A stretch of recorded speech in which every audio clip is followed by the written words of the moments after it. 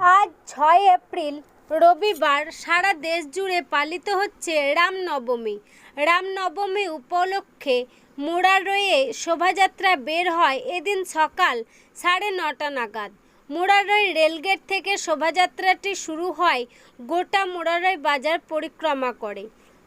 শোভাযাত্রায় অংশগ্রহণ করেন মুরারই বিধানসভার তৃণমূল বিধায়ক ডাক্তার মোশাররফ হোসেন, মুরারই ১ নম্বর ব্লক তৃণমূল কংগ্রেসের সভাপতি বিনয় কুমার ঘোষ, বীরভূম জেলা পরিষদের কৃষি কর্মাধ্যক্ষ সেরাজুল ইসলাম খান, জেলা পরিষদের সদস্য প্রদীপ কুমার ভকত, মুরারই ১ নম্বর পঞ্চায়েত সমিতির সভাপতি বিপ্লব শর্মা সহ সভাপতি আফতার আহমেদ। শোভাযাত্রায় বিশৃঙ্খলা এড়াতে কড়া পুলিশের ব্যবস্থা গ্রহণ করা হয় মুরারই থানা পুলিশের পক্ষ থেকে। উপস্থিত ছিলেন মুরারই থানার ওসি সহ অন্যান্য পুলিশ আধিকারিক ও বিশাল পুলিশ বাহিনী। বীরভূমে মুরারই থেকে শুভাশিস ব্যানার্জির রিপোর্ট, তারাপীঠ টিভি।